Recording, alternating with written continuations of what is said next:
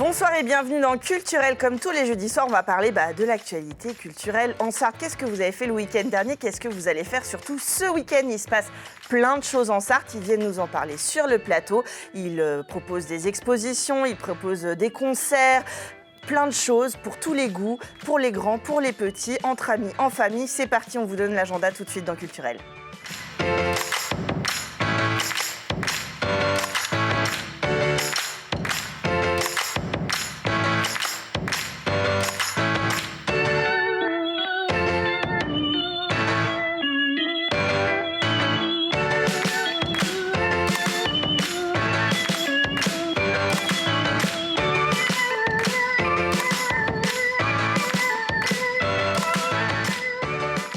Et on commence avec des œuvres monumentales avec Franck Collier. Vous êtes sculpteur, bonsoir. Bonsoir.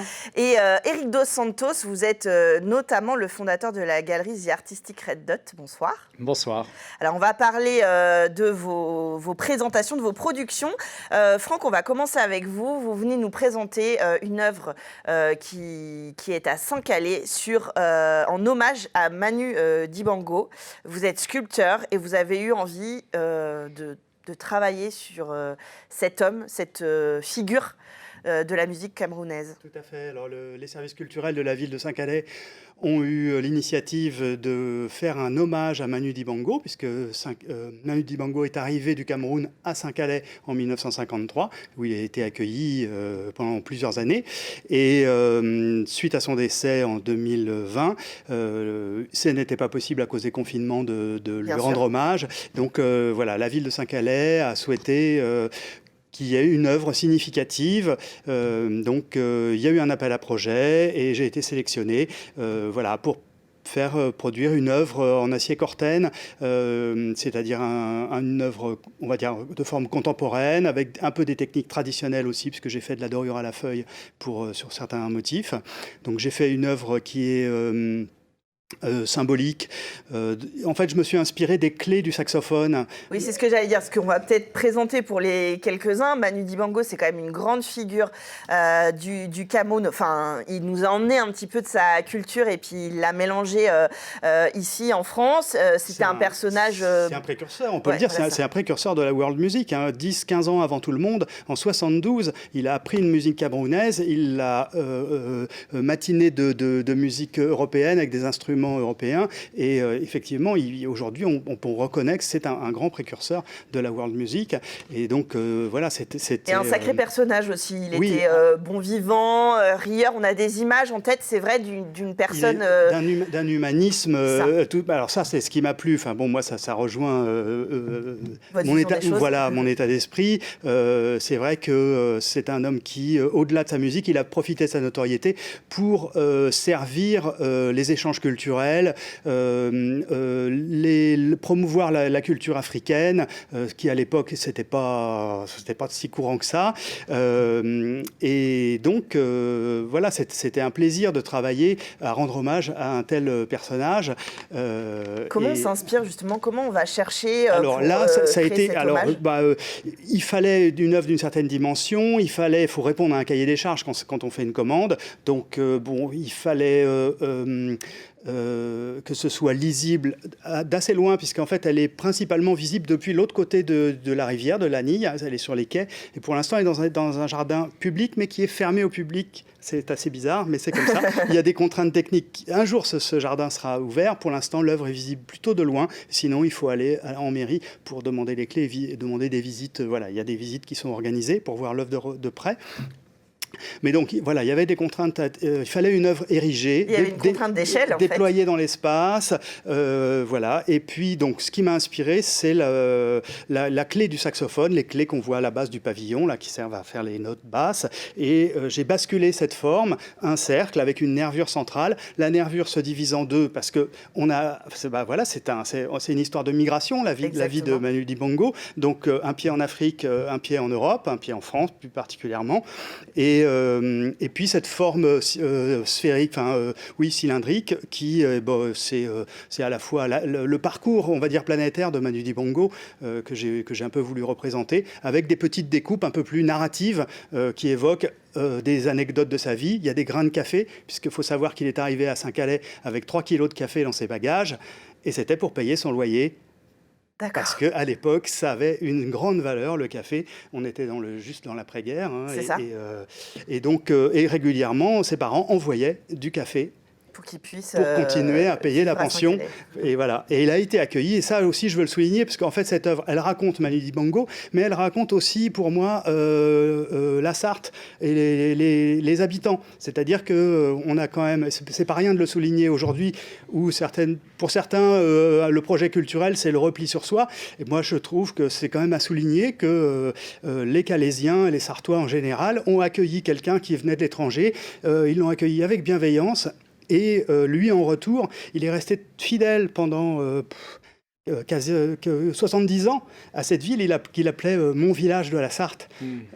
Voilà, et il est revenu, et pas d'une manière nostalgique pour juste revoir des vieux copains. Il est venu pour organiser un festival pendant les années 2000 où venaient des vedettes. Les vedettes qu'il côtoyait sont venues à Saint-Calais amenées par Manu Dibango. Donc il a vraiment amené quelque chose en retour de la bienveillance et de l'accueil qu'il a reçu. Et je trouve que du coup, la sculpture monumentale dans l'espace public, c'est aussi une manière pour les habitants d'aujourd'hui de se retrouver autour d'un symbole, qui puissent se dire « Ah oui, c'est vrai, mon père, mon grand-père, il a accueilli Manu, il l'a connu au collège et il se tapait dans le dos et c'était sympa. » Et je pense que c'est bien aussi de pouvoir construire une identité à travers des œuvres comme ça qui sont dans l'espace public et qui racontent le plaisir d'être ensemble, d'où qu'on vienne. Voilà.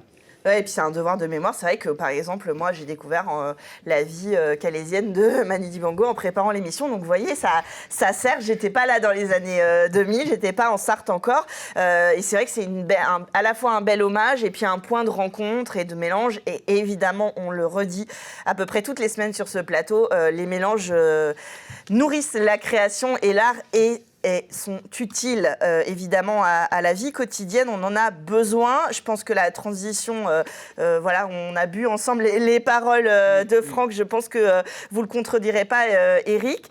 Alors vous avez une galerie à Parçay-sur-Sarthe, qui est une galerie un petit peu atypique, qui est ouverte, on va dire, aux collectionneurs sur visite, avec un principe de rencontre avec les œuvres d'art, comme l'expliquait un petit peu Franck. Là, c'est pas avec le grand public, mais avec un dialogue entre le visiteur et la galerie. Vous faites des expositions qui sont programmées, et puis quand vous en faites pas, vous en programmez quand même. C'est le cas des œuvres Petit Sablé et Pan.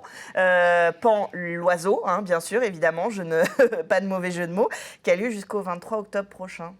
Voilà, c'est ça. On avait prévu de préparer cette fin d'année le festival 2023, qui sera quelque chose d'assez, on va dire, d'assez conséquent par rapport à ce qu'on faisait jusqu'à présent. Puis j'ai préparé ça dans mon bureau, entouré d'œuvres que nos artistes nous laissent, ce qu'on appelle le fond d'une galerie, qui sont donc les pièces qu'on a en réserve. Je pensais en avoir 30-40, j'en ai 180. Et à un moment, je me suis dit quand même, je suis un peu égoïste par rapport à l'émotion des œuvres, mais on va quand même un petit peu partager. Donc on a vite remonté une œuvre. Je pensais remplir 2 salles, on remplit toute l'écurie, donc les 250 mètres carrés. Et à notre grande joie, et à la joie des premiers visiteurs qui viennent depuis samedi dernier. Alors, c'est ouvert le samedi, le dimanche après-midi à Parçay-sur-Sarthe. On peut venir visiter sur rendez-vous. On va découvrir quoi comme œuvre ? Alors, on a pas mal d'artistes, puisque ce sont les artistes qui étaient à la première et à la deuxième exposition, en sachant que la galerie est ouverte que depuis 1 an demain. C'est notre anniversaire ce soir ou demain. C'est ce qu'on disait en retard. Donc, bon anniversaire à la galerie The Artistic Red Dot. On est ravis que vous ayez créé ça en Sarthe. On est un petit peu chauvin, donc on est content. Voilà, et puis ça aurait été dommage quand même de ne pas avoir une expo pour fêter. Donc, peut-être que mon inconscient a joué dans ce sens-là pour, sur le pouce, monter avec les artistes de la première et la deuxième exposition. Et je pensais vraiment qu'on allait faire une petite expo, mais je suis plutôt content, pour être franc. Alors, en fait, il faut expliquer aux téléspectateurs que quand vous faites des expositions, vous disiez c'est des artistes de la première, de la deuxième exposition. Un galeriste a en fait, on va dire, un roulement, un fond d'œuvre comme ça à la disposition. Évidemment, ça a bien marché. C'est un projet qui est plutôt florissant. Et du coup, c'est ce que vous disiez, vous avez pas mal d'œuvres en stock, si on peut prendre cette expression, en réserve.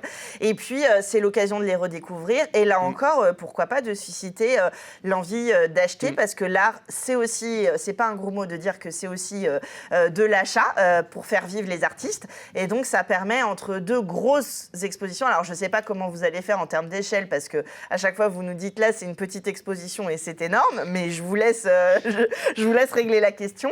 Voilà, on peut venir, on peut retomber amoureux d'une œuvre, d'un autre format, d'un autre style des artistes. Puis vous savez, il y a des œuvres que l'on voit, et puis on se dit tiens, c'est pas mal, et puis on passe à autre chose, et puis après on les revoit, et puis on se dit non, c'est plus que pas mal, et on l'acquiert par exemple. Hein. Donc des fois, mais c'est vrai pour beaucoup de choses dans la vie, il faut passer 2 fois pour vraiment s'arrêter dessus. Hein. Je pense que Franck me donnera pas tort là-dessus. Et puis on a des artistes où vous allez pouvoir revoir des œuvres que vous avez vues il y a 1 an ou il y a 6 mois, puis des nouvelles œuvres, des artistes que vous avez vus avant, mais qui sont venus avec une nouvelle production. Avec une belle émotion, on s'en souvient, sur le plateau de Culturel, notamment pour Serge Labégor, qui avait accepté de vous donner quelques-unes de ses œuvres, et il y en a donc dans l'exposition en cours. On retrouve 3 grands tableaux de Serge Labégor, et on retrouve 5 dessins.